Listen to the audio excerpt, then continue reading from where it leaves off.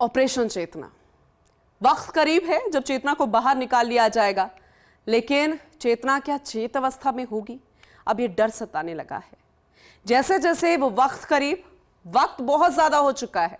कई तरह के सवाल है, जांच होगी, एक्शन की बात भी होगी, दोषियों पर कार्रवाई होगी। मुख्यमंत्री भजनलाल शर्मा कितने गंभीर है वो हमने आपको बताया भी, लेकिन 6 फीट से ज्यादा सुरंग अभी तक बनाई जा चुकी है।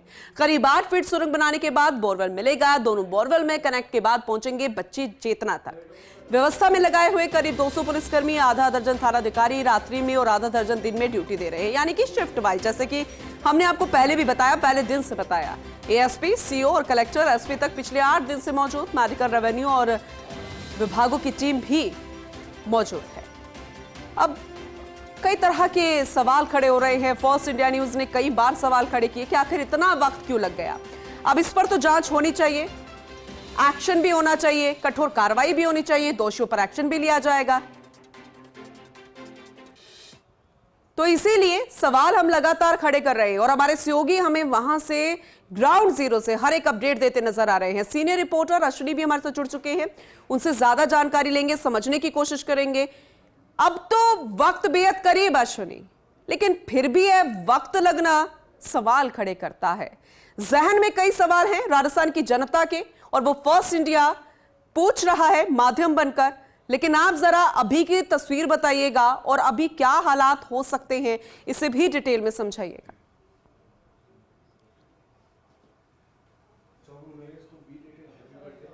पूनम, सोमवार की घटना है 23 दिसंबर की और लौटकर दोबारा आज सोमवार आ गया है, लेकिन अभी तक ऑपरेशन चेतना पूरा नहीं हुआ है। बच्ची को बाहर नहीं निकाला जा सका है। कई सारी समस्याएं हुई, शुरू में कई कारणों से देरी हुई, जुगाड़ की कोशिश की गई, उससे प्लान ए लगाया गया, प्लान ए फेल हुआ तो प्लान बी पर काम शुरू किया गया, और प्लान बी पर जब काम शुरू हुआ तो उसका इतना वक्त हो गया है कि अब जितनी देरी हो रही है उतनी मुश्किलात बढ़ रही है। नीचे जो हॉरिजॉन्टल सुरंग बनाई जा रही है वो कठोर पत्थर की है और उसमें चिपिंग हैमर है जिससे पत्थर को तोड़ा जा रहा है। पत्थर इतना कठोर है कि ये कहें कि बहुत छोटे टुकड़ों में टूटकर ही हट पा रहा है, और उसी कारण से बहुत ज़्यादा वक्त भी लग रहा है। मेरे पीछे मैं कहूँ नरेंद्र को दिखाएं, सामने बोरवेल है जहाँ वो 3 शख्स आपको खड़े दिखेंगे। उस बोरवेल में 2 लोग अंदर हैं जो रेड माइनर की तरह खुदाई कर रहे हैं पत्थर की। बाकी लोग बाहर बैठे हैं, रात भर अलाव तापा है। बारी बारी से 2 लोगों की टीम अंदर जाती है, पत्थर काटती है, बाहर आती है, फिर 2 लोगों की टीम जाती है। अभी तक 7 फीट पूरा नहीं हुआ है। थोड़ी देर बाद शायद ये संभव हो पाए कि एक बार एक अपडेट हो कि 7 फीट तक का जो सुरंग है वो काट लिया जाए, लेकिन अभी तक ऐसा नहीं हो पाया। यहाँ एक स्क्रीन लगी है, नीचे दूसरी तरफ आप देखेंगे तो वो सारा सामान जो जरूरत पड़ सकती है, जरूरत पड़ रही है, वो रखा है। पहले से ही कुछ और जो चिपिंग हैमर है वो 1-2 और लाकर रखे गए हैं, क्योंकि लगातार काम करने से कई बार ऐसा होता है कि वो जल जाता है या खराब हो जाता है, तो ऐसी स्थिति में दूसरे भी रखा गया है। लेकिन एक मुश्किल और बड़ी है, नीचे जो दोनों बोरवेल हैं उनकी ऊपर से जो दूरी है वो करीब 8 फीट आपस में दूरी है, लेकिन नीचे जाते जाते दोनों बोरवेल्स की दूरी बढ़ जाती है और वो करीब 10 फीट तक हो सकती है। यानी 170 फीट पे जब 2 लोग पत्थर काट रहे हैं, जो सुरंग बनाई जा रही है, वो हो सकता है कि टीम को 10 फीट तक काटनी पड़े और उसमें ज्यादा वक्त लगे। लेकिन जिस तरीके से आप जानकारी दे रहे हैं अश्विनी, ये समझ में तो आ रहा है टेक्निकल, लेकिन इसके अलावा कई तरह के सवाल यूं खड़े करता है कि अगर ये खुदाई, ये काम पहले हो जाता, जो कि हम बार बार कह रहे हैं, फिर क्या स्थिति उत्पन्न होती? दूसरा, कितना वक्त लगेगा? अभी की इस प्रोसेस को हम समझे जो आपने आंकड़ों के जरिए बताया है, चेतना की स्थिति कैसे होगी? ये मैंने 3 सवाल आपसे किए, जरा इसे भी समझाइएगा। देखिए सबसे पहले मैं चेतना की बात करूं पूनम, चेतना 24 दिसंबर को मूवमेंट दिख रहा था चेतना का। 24 दिसंबर के बाद से कोई मूवमेंट नहीं दिखा है। जो बोरवेल में चेतना गिरी थी उसे अभी ऊपर से ढका गया है ताकि कुछ ऊपर से गिरे नहीं, या बारिश की ऐसी स्थिति में कुछ उसमें नहीं जाए। अभी तक प्रशासन की ओर से चेतना की कोई अपडेट भी जब पूछा गया तो नहीं दी गई। संभवतः यही कि प्रशासन के पास बच्चे का ज़्यादा मूवमेंट नहीं दिख रहा है, इसलिए प्रशासन को बताने की स्थिति में नहीं है। दूसरी बात कि वर्तमान में जो स्थिति है और तीसरा कि लेट क्यों हुआ। अगर ये पाइलिंग मशीन जल्दी आती, प्लान ए और बी को अगर जल्दी शुरू किया जाता तो संभवतः थोड़ा और समय बच सकता था। लेकिन सबसे मुश्किल ऑपरेशन है और जो टीम के लोग काम कर रहे हैं वो कह रहे हैं कि लगातार काम करते वक्त हमें सबसे ज़्यादा मुश्किलों का सामना करना पड़ रहा है। जो काम करते हैं उसमें कहीं ना कहीं एक और नई दिक्कत हमारे सामने आ जाती है। जैसे पत्थर भी आया है तो ज़्यादा कठोर आया है। जब पाइलिंग मशीन से बोर करना शुरू किया गया तो पूरा 170 फीट तक पाइप ही नहीं डाला जा सका।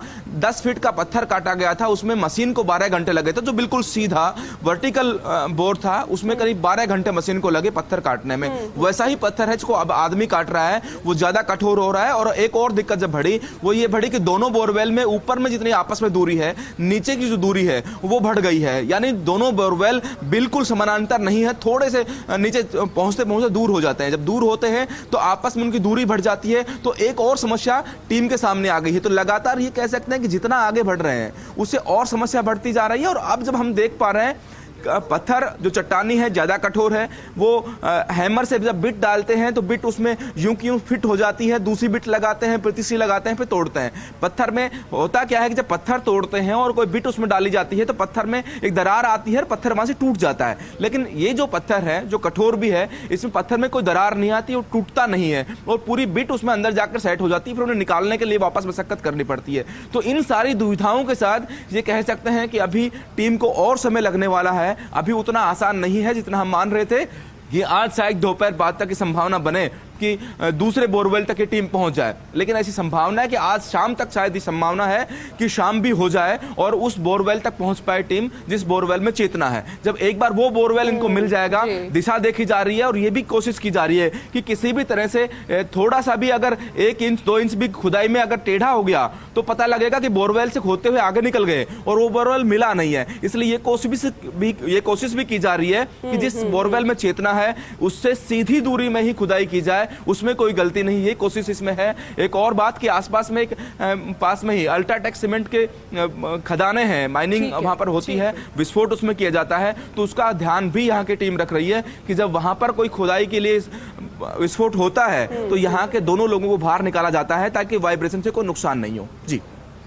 लेकिन नुकसान की बात आती है तो फिर चेतना याद आती है। अश्विनी, बच्ची में इतना पेशेंस नहीं है, बच्ची के पास इतना वक्त था है नहीं, ये समझ से परे है। लेकिन वो शुरुआती दिन पिछला सोमवार याद आता है जब बच्ची बोरवेल में गिरी थी। उस वक्त की तस्वीरें हम बार बार दिखा भी रहे थे कि कैसे बच्ची का मूवमेंट नजर आया था, वो रो रही थी, माँ चिल्ला रही थी। फिर ये सवाल फर्स्ट इंडिया बार बार कर रहा है, क्यों कोई खाने पीने की चीज उस तक नहीं पहुंचाई गई, फीड करने के लिए दूध की बोतल तक नहीं पहुंचाई गई। सबसे पहले कोशिश तो ये होनी चाहिए थी अश्विनी, ताकि बच्चे को हौसला मिलता कि उसके लिए कोई ना कोई यहाँ पर खड़ा है, उसको टेंशन की कोई बात नहीं है। लेकिन वो 3 साल की है, लेकिन ये बहुत बहुत बड़ी चीज हो जाती है अगर कोई खाने की चीज पहले पहुंचाई जाती, ना कि उसे निकालने की कोशिश की जाती। पहले उसको ये कोशिश की जानी चाहिए थी। इसका कोई जवाब दे पाया अश्विनी?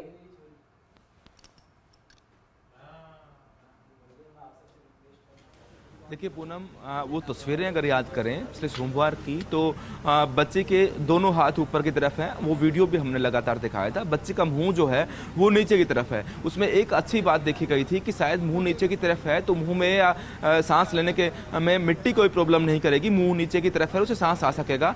दोनों हाथ वो हिलाती हुई नजर आई जैसे वो मांग रही हो ऊपर बैठे लोगों से कि मेरी हेल्प करो, जैसे वो मदद मांग रही हो। ऐसी तस्वीरें वो थी। लेकिन फीड करने की गुंजाइश उस समय प्रशासन को नजर नहीं आ रही थी कि वो फीड कर सकते हैं, क्योंकि बच्चे का जो बोरवेल था वो करीब 8-9 इंच चौड़ाई थी और उसमें पूरी तरह से फिट हो गई थी। साइड से कोई भी चीज नीचे जाने की गुंजाइश नहीं थी।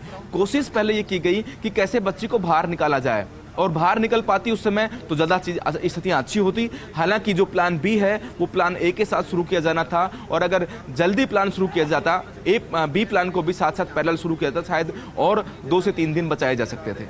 लेकिन ऐसा हुआ नहीं। चलिए, आपने बता दिया अश्विनी, डिटेल से जानकारी दी है। लेकिन वो मिट्टी जब गिरी थी वो कई तरह के सवाल खड़े करती हुई नजर आई थी। और इसके अलावा प्लान ए शुरू किया, उसके साथ प्लान बी होना चाहिए था, उसमें देरी हुई, हर किसी को मानना चाहिए अश्विनी। फिर उसके बाद जब प्लान बी काम चल रहा था, पैरेलल प्लान ए चल रहा था, फिर लगा 4 फेल होने के बाद कोशिशें कि 5वीं बार हुक्म आ गई है, एल सपोर्ट के जरिए अब इसे निकाला जाएगा, लेकिन हुआ कुछ ऐसे कि ना प्लान ए काम किया, प्लान बी को भी तब रोक दिया गया। ये कई तरह की ऐसी चीजें हुई हैं। हम ये कोशिशों पर सवाल नहीं खड़े कर रहे, लेकिन कहीं ना कहीं कुछ तो हुआ है जिससे सवाल खड़े होते हैं, और जिसका जवाब अब मिलेगा या नहीं मिलेगा, लेना चाहिए, कौन जिम्मेदारी लेगा, जब जिस अवस्था में हम चेतना को देखेंगे। ये बहुत गंभीर विषय फिलहाल अभी हो गए हैं, इंतजार करना होगा कुछ और घंटे का। अभी भी हम दुआ कर रहे हैं, उम्मीदें जिस पर दुनिया कायम है वो लगातार बनी हुई है। अश्विनी, बहुत शुक्रिया विस्तार से जानकारी देने के लिए, तस्वीरें दिखाने के लिए। आगे भी आपका रुख करेंगे अपडेट के लिए।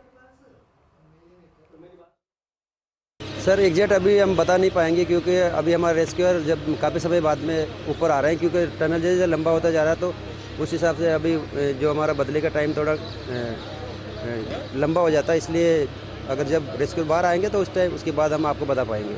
सर हम लक्ष्य के और नज़दीक से नज़दीक पहुँचते जा रहे हैं, हर पल हर घड़ी हम आगे बढ़ रहे हैं। जवान हमारे जो कि रास्ता प्रभारी आदरणीय मीणा सर और डायरेक्ट हमारे सीओ सर के साथ में लाइव कांटेक्ट में है, ऑनलाइन उनके दिशा निर्देश में सारा काम चल रहा है, वो सब मॉनिटरिंग चल रही है, और हमारे जवान और हम सब मिलके और कार्य को जारी रखे हुए हैं। सर हर संभव जो भी हमको लगता है कि हम और बेस्ट कर सकते हैं वो सब हम यूज कर रहे हैं। जो सारे एक्सपर्ट को बुलाया गया है ताकि हम सही दिशा में माइनिंग कर खुदाई करते रहें, कहीं हमारा डायरेक्शन गलत ना हो जाए। इसलिए बाकी चीज़ें हमारे जो सीनियर है वो चीज़ें वो अपने लेवल पे से ये सारी चीज़ें कर रहे हैं, और हम अपने लेवल पे जो खुदाई का काम है लगातार जारी है। सर ये इक्विपमेंट होता है अलाइनमेंट, कि हम हमको जिस तरफ खुदाई करना है उस तरफ हम क्या सही दिशा में जा रहे हैं, बीच बीच में हम लोग इसका टेस्ट करते रहते हैं। हाँ, काफ़ी सावधानियाँ बरत रही। अभी जैसे कि आप मैं देख पा रहा हूँ उसमें सीसीटीवी कैमरे में कि बाहर जो हेल्पर जवान बैठा उसका हाथ कँपा रहा है, लेकिन फिर भी वो वहाँ पे जमा हुआ, उसके शरीर के ऊपर पूरा डस्ट से वो ढका हुआ, जैसे कि अभी कोई राख से बाहर आया हुआ। बाकी जो अंदर जो जवान है वो पसीने पसीने में हो रखा है, पूरा डस्ट। जब टनल लंबा हो जाता है अंदर डस्ट उड़ती है तो वो वहीं घूमती रहती है। तो हमारे जो जवान उनको काफ़ी मशक्क़त सामना करना पड़ रहा है, लेकिन जवान एकदम डटे हुए, हौसले के साथ, मोटिवेशन के साथ में।